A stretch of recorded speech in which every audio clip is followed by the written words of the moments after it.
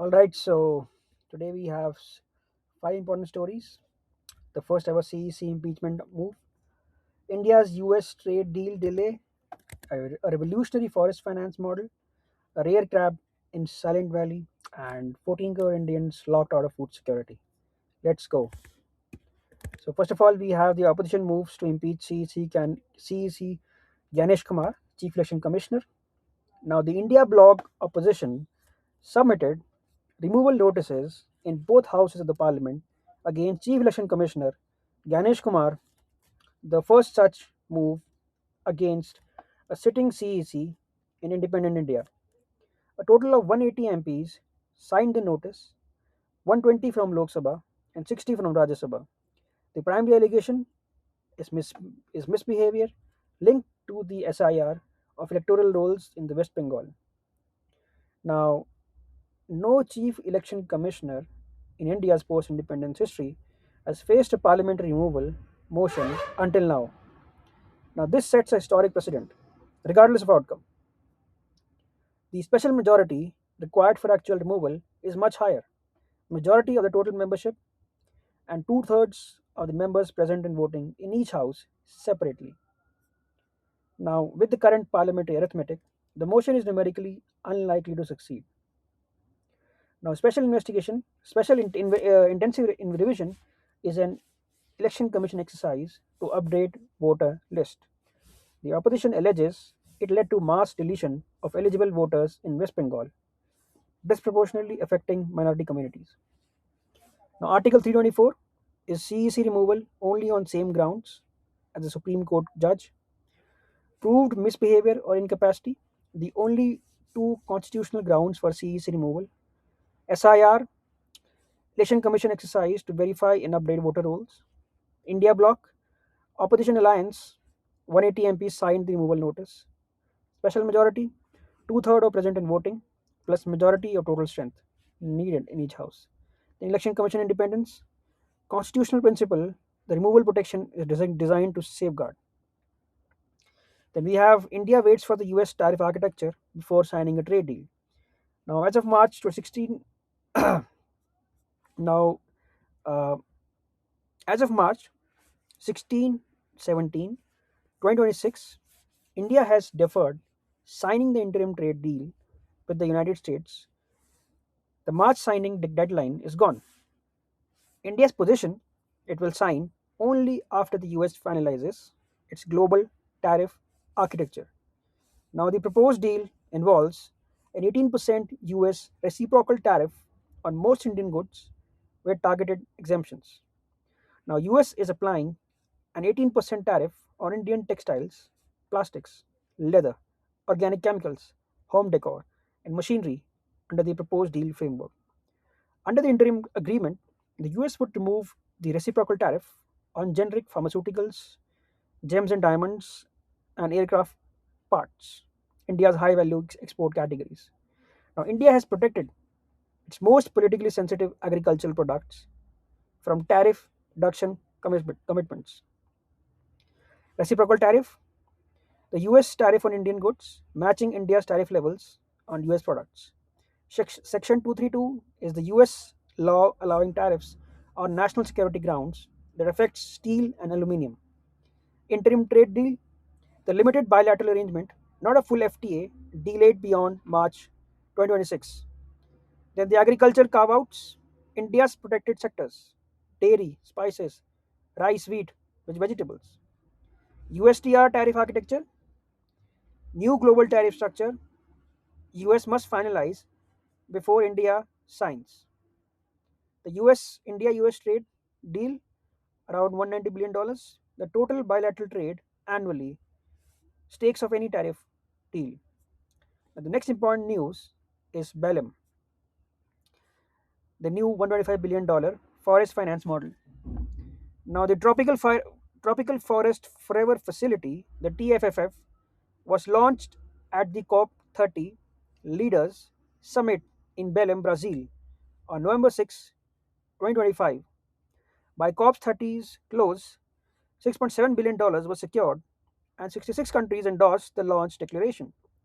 Norway pledged $3 billion over 10 years, Brazil and Indonesia pledged $1 billion each. Now, the TFFF pays tropical forest countries directly for each hectare of standing forest they preserve, verified through satellite monitoring.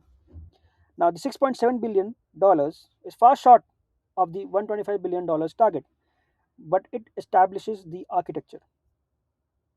At least 20% of all the TFFF disbursements must go to the indigenous people and local communities. What is TFFF? The Tropical Forest Forever Facility Payment for Performance Forest Conservation Mechanism. Now, payment for performance is direct payments for measurable conservation outcomes, not carbon credits. COP30, Belém, Brazil, is 2025 UN Climate Conference, gateway city to Amazon. Then REDD plus, which is older UN forest carbon framework, largely replaced by the TFFF model. $125 billion target is the $25 billion sovereign plus $100 billion institutional investors. $6.7 billion has been secured so far. Then we have the satellite verified monitoring, which is the agreed international standards to measure forest cover changes. The next important news is the Gandromorph crab found in Silent Valley in India. Now, the researchers from the MES College, Mumbai, and the Zoological Survey of India discovered a rare Gandromorph crab in Silent Valley National Park in the Palakkad, Kerala, reported by the Manorama Online on March 12, 2026. The crab is a Velakarli species and displays both male and female anatomical characteristics in a single body. Now, this is important because the gantramorphism occurs when cells across the body carry different sex chromosomes, some male, some female, due to an error in the early embryonic cell division. Now, this results what results is a single individual with both male and female structures, female body structures in crabs. So, the Silent Valley National Park is in the Nilgiri Biosphere Reserve, India's first biosphere reserve, part of the Western Ghats UNESCO World Heritage Site. Now, the Zoological Survey of India, established in 1916, is India's primary institution for fauna documentation. Its collaboration with the regional college for this discovery shows the breadth of biodiversity, fieldwork happening across Western Ghats.